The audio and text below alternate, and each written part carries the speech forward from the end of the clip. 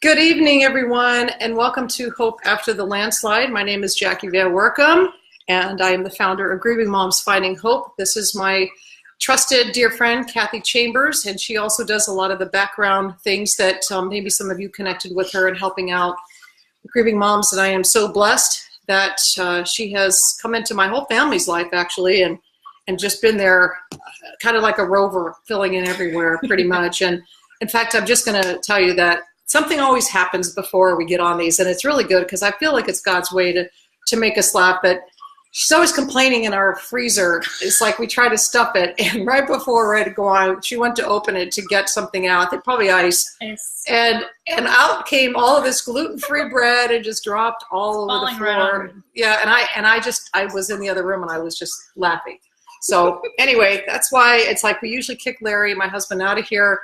And he's like, I don't want to get involved in all this like girl cooking and all this stuff. So anyway, on a serious note, I'm glad that you're here. I'm not happy about why you have to be here, which is, because you've lost a child, and, as I have, and this has been 2.5 years ago for us. And tonight we were going to just share with you some things that I kind of put together. Some of you have asked for these tips on healing as you're going through grieving.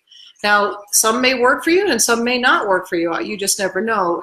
And I just ask that you take them to heart, and wherever you are, whether, things just happened this last week or it could be 10 years, wherever you are in this landslide, there's just a place for you to find some healing in these steps. I'm pretty confident of that.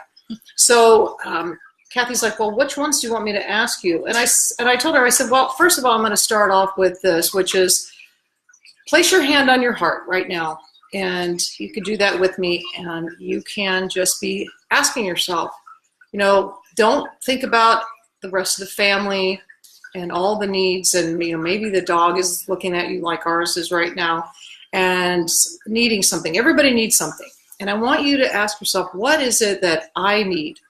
What is it that you need right now? Maybe you need a hug. Maybe you need to get out and just go grocery shopping by yourself so that you don't have, a lot of people, bothering you, asking you questions, depending on what it is. But just find that place and say, what do I need?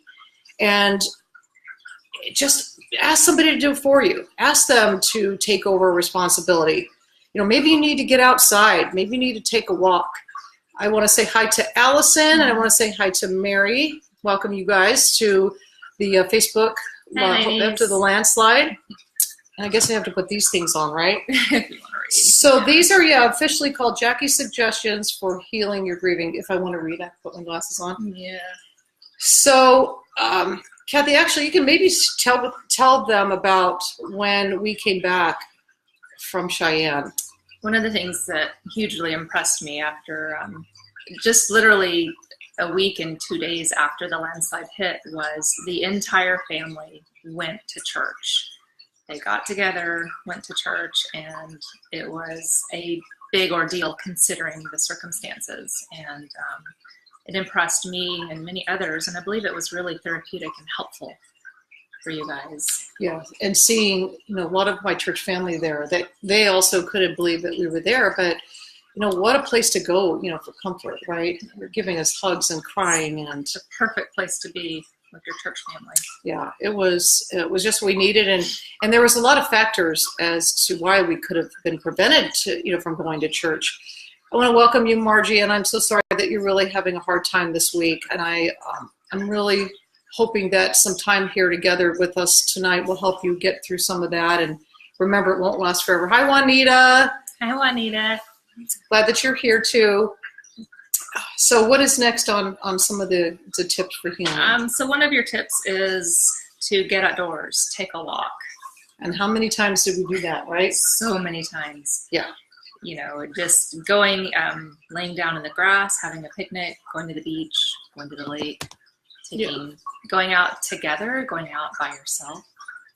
Yeah, because it's not everybody mountain bikes, and that actually, because that's my love, and I actually haven't done it very much, and it may not be what your soul needs. I mean, it's very intense, and I remember some people said, why don't you just do yoga? It's more calming, that's not really me, but truly it's what was speaking to me and doing that. And even my whole family has always been an outdoor family. And to whatever degree, you like adventure, it doesn't have to be at my level, but just to get outside. And if you were to just stop and be present and listen to the birds singing and, listening to the kids playing on the playground. And I know that may even be a trigger for you. I don't know, but life is gonna get better, and it's gonna continue to go on. But really, really, and again, if you are at a place where you can't get outside and walk, maybe somebody just needs to push you, in your wheelchair, if you're not able to do that, but just get outside. You're gonna really see the changes in that. Breathe in that fresh air. Look Yes. at God's creation all around you and the beauty. Yes, definitely. So another one of your points is God used words to create the heavens and the earth. Our words are powerful. Yes, and I think I'm pretty sure I learned this from Cathy long ago, before this even happened. Yeah, I mean, what do we always say? God created the heavens and the earth by saying, just saying the words, Light be. Yeah. Let there be light. Let there be, the sun and the moon and all those things that he said. It's right there, in Genesis. And so if we're saying things, I don't think I'm ever going to get through this. I don't want to even be here anymore. I should have been able to help my child better than I did. These are words, again, ladies, that are not serving you. They are words that are just going to set you back. And that is exactly what the enemy would like to do, is to keep you stuck under your frozen landslide and not having you to be able to move forward. And moving forward doesn't mean giant leaps and bounds. It could be just one step at a time, right? Little steps at a time. That's what I saw you do, your whole family. Yeah, and the circumstances, again, are going to be different, with everyone, because, we had the kids living with us, and so that kept us very, very busy. It kept Cathy very busy. Yes. My husband and I, were always, and we still do, actually ask, where is this and where is that, and that's because you're frozen. That's all I can say. And it's okay to be that way, and I was glad that I was able to help you guys. You didn't think it was going to have to last this long, though. I am just doing whatever God wants me to do. It's okay. And I'm very appreciative of that. So your shirt says, Lord, I'm ready now to exhale. And I bet you that shirt has spoken to you, speaking of words, many times. Many times. And it's, of course, names of Plum's songs. And they have been very therapeutic during this landslide as well. Many of her songs. Plum is a Christian artist, Plumb, just like it is. And she's got a lot of, what was the one? I Need You Now. I Need You Now. Oh my goodness. If you look that song up, it is so powerful. It is so powerful. Yeah. And music, since we're on the subject, right? You can change the whole atmosphere of your home if you just turn on some music. Mm-hmm. Make sure you're selective. You want to have uplifting songs. There's going to be songs that you're going to turn on that are going to be triggers for you. Songs that remind you of the times when you were together with your child and happy memories, or songs that just talk about missing someone. I mean, now I'm talking about, sometimes even the 50s and 60s, they have kind of a step up, upbeat, but mostly, these Christian songs that are there to give you hope. Praise and worship music is a great choice. Just worshiping our Father is always a good thing. Absolutely. To do. So another point is, do not isolate yourself. Did you see any of that with me or any of my family? Not so much. There were times that you did need to be alone, but the majority of the time you did allow us to come in and to help and to, say you need to come out and, go for a walk, or let's go for a bike ride, or to the ranch. Or to the ranch. Yes, that is one thing that I really pushed for, is to get you out to the ranch with horses, and Marseille and the boys as well. They came, and it was really good for everyone. Well, we were so fortunate and blessed to have not just horses. I have a lot of dependents, right? You do have a lot of dependents. A lot of four-legged dependents that we have, and chickens, but God just knew. He knew all of the things that we were going to need. We were going to need a lot of support, and the mere fact that it blew me away that I was, really looking to have a horse therapy ranch just to help other women in the future for, finding their true purpose, or, even at the level of PTSD. And then, it ends up that those horses are there ministering and being therapy for all of our family as well. We have these miniature horses that we got for the little boys that were there. But you see what I'm saying? It's just, you can't just stay still. You have to do and look for things. God will put in your world. It'll be drawn to you. Like those things that you need for your therapy, all of a sudden are going to be right there in front of you. You just have to, and you can't say I need a horse to somebody and expect they're going to be delivering you a horse, but you know what I'm saying?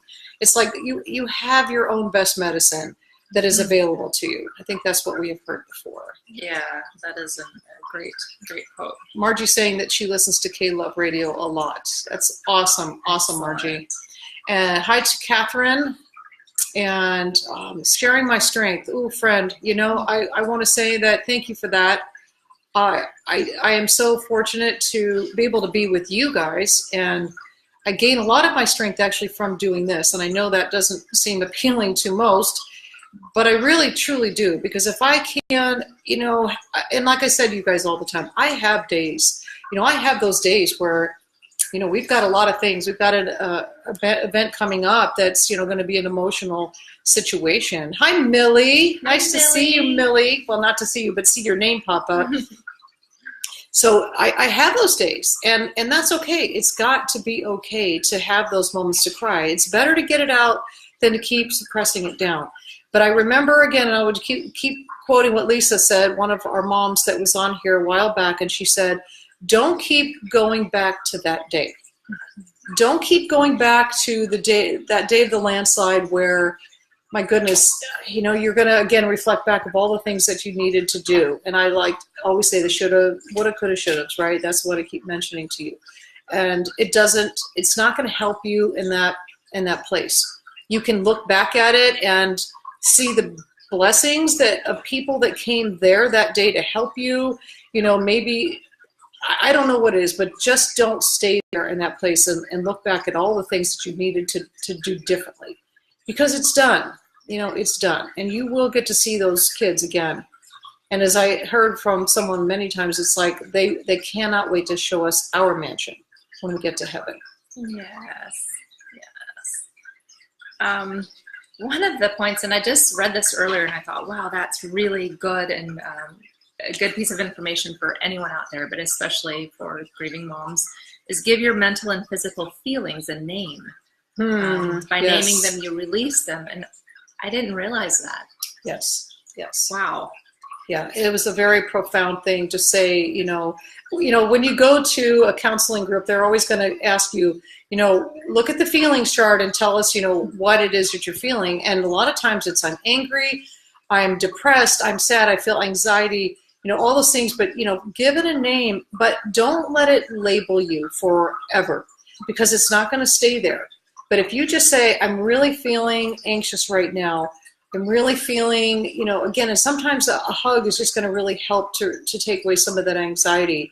What would be another thing that I would say I'm feeling a trigger, or I experienced a trigger right now, something that I saw.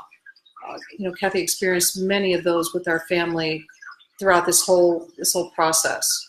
Yeah, and to know and to let the person that you're with, or to share with someone that you had a trigger or what those triggers are, and then that person can be a little more present and help you through those, and be comfort, whether they're sitting with you, just calling them. Yeah, pick up the phone. Yeah, calling them, sitting with them, praying with them. The biggest thing is prayer. It's helpful to let that other person know, because then we know how to help you. Yeah.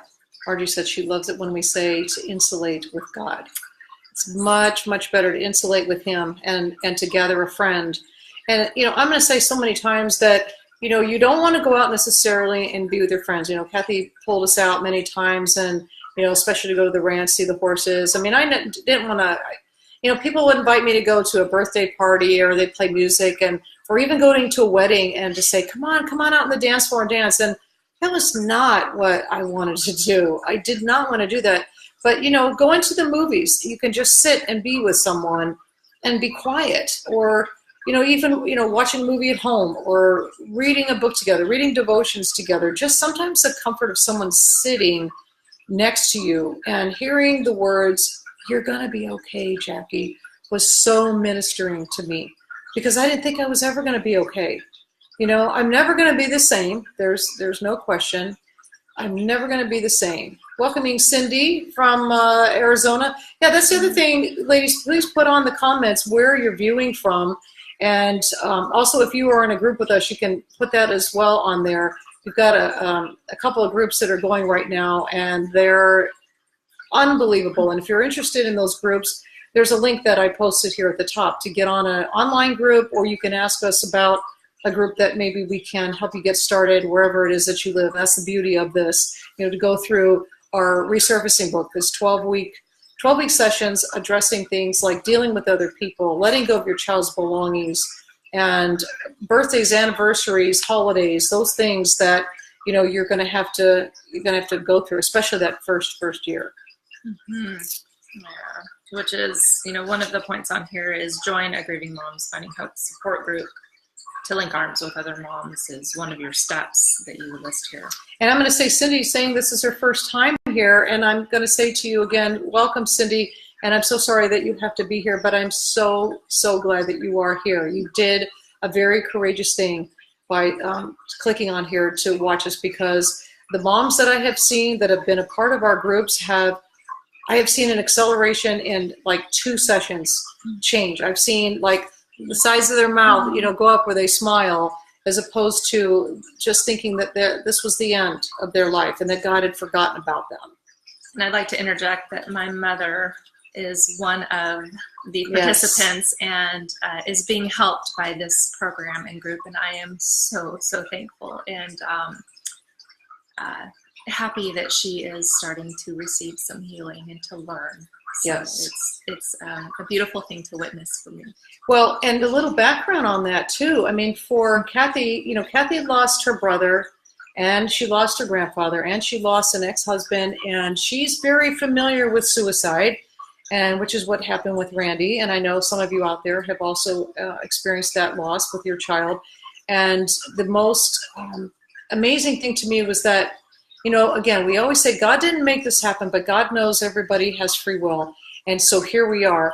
But he knew that the people in our lives were going to make the decisions that they did. And so along comes my friend here, and, she doesn't have, children, and she's got just a background of experience with grief. And, here she is, and I'm so thankful. So that's what we call part of our search and rescue team. We want those trusted family and friend members that we want to gather around us. And like I said, it may not even be the same people that you've had in your life for many, many years. Some of them just may not be able to handle that anymore, right? They just, and I hate to say it, but hopefully you can restore those friendships later on whenever it's a different season for them, because this is horrendous for them too. It's nothing the same as it is for you, but people are at a loss for words. Yeah. And it had been 10 years since your mom. It's been little over 10 years since we lost my brother and my grandfather, both to suicide. And so I experienced that. I went through it with my mom, myself. And I just feel like, God prepared me and put me into Jackie's life, and I was able, just the circumstances, it just worked out that I was able to be there for Jackie and her family to help them during this horrific time in their life. And I'm still here. Yeah, she's still here. There's a song that keeps playing in her head. I'm a tornado. That's the song. Yeah. Yeah. Jackie's a tornado for sure. But she's a fun tornado. Yeah, you better add that. Yes. And then at the same time, I can be kind of a lump of mud, and that's got to be okay too. It's got to be okay, right? It's always okay. Any way that you're able to just be however you feel, however you want to be. It's okay. Yes, just be. It's okay to just be. Just be whatever you are in that moment, but don't just be isolated for a long time by yourself. Yeah. One of the other points you have is to reach out to others with your gifts when you're ready. So, what do you mean by that? Well, when we lose a child, when we go through any landslides in our life, you know, my biggest thing that I just spoke this last weekend in an all women's one-day retreat, if you will, and I shared my story, and I gave them my whole motivation was that God would help me to give them this hope no matter what situation.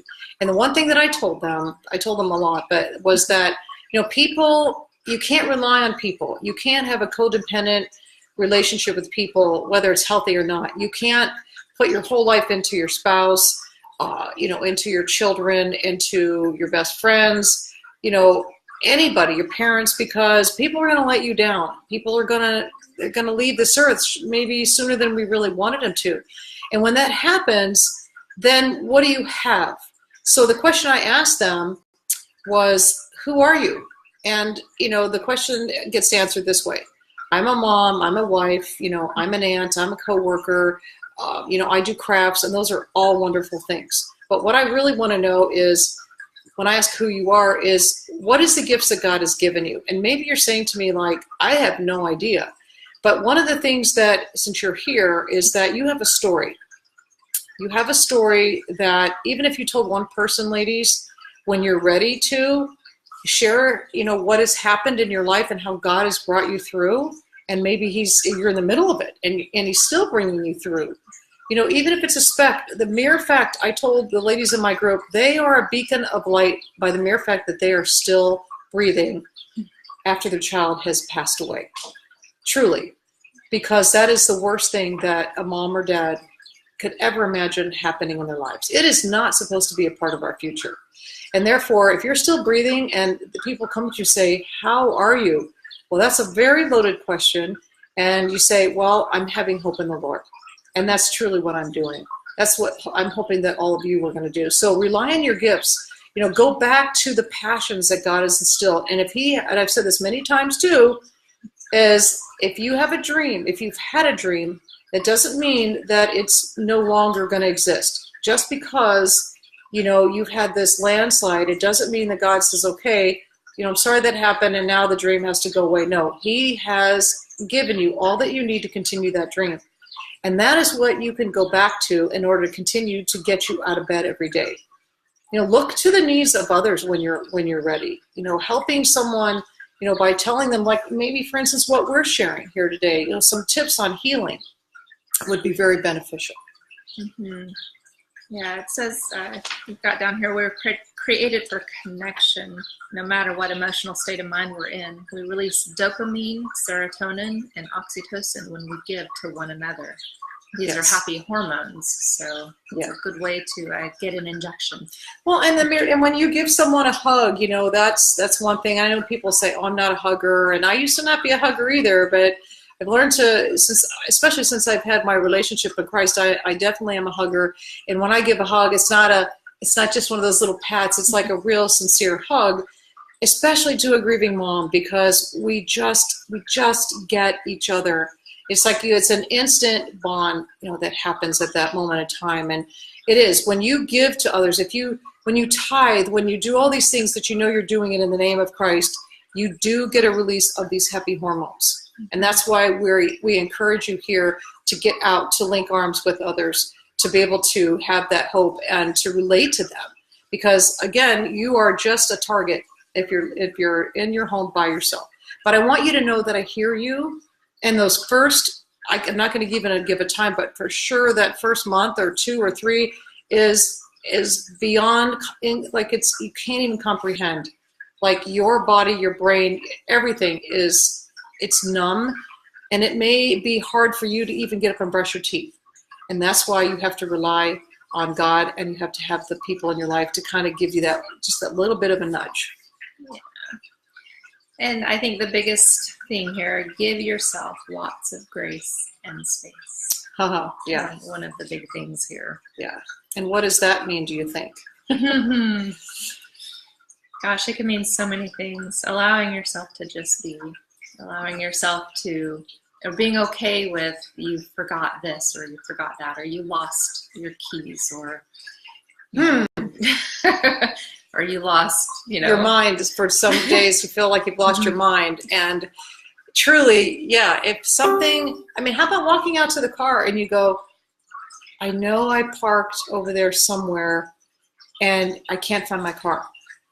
And that moment you start to maybe even panic, you may just feel like, Margie's saying, my brain is mush. I totally get that. And thank you, Juanita, for saying, thankful for the group. She says, I have a huge family support, but as much as they want to help me through this Landslide, they don't experience the same thing that we grieving moms do, and I get that.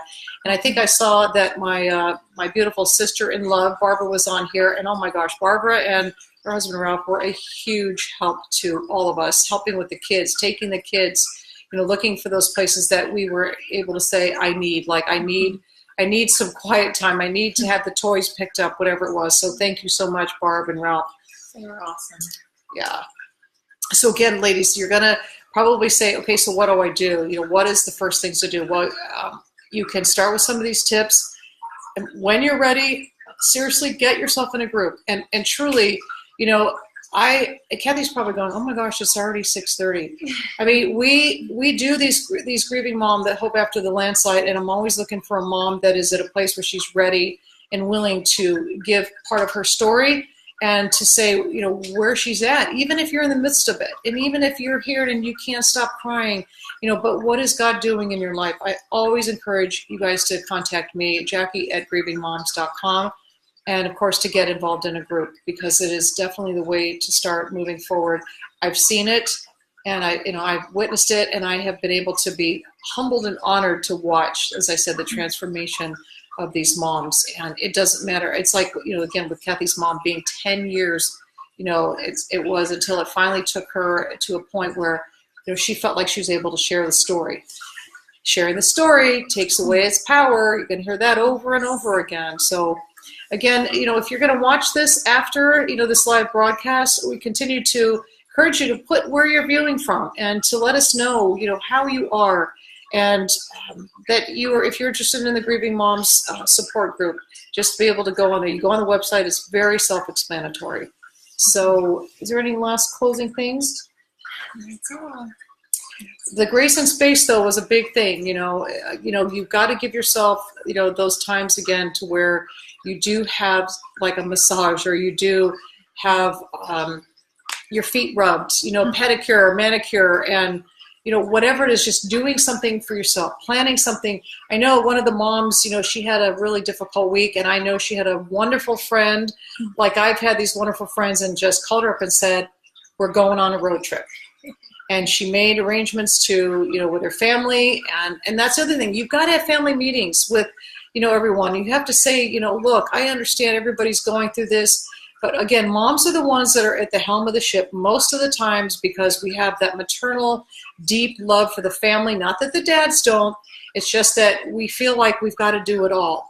And to just say, you guys, I really need to get away, for a day, a night, or a couple of hours at that. There is no reason why nobody can arrange for you to do that. It's very, very, very important.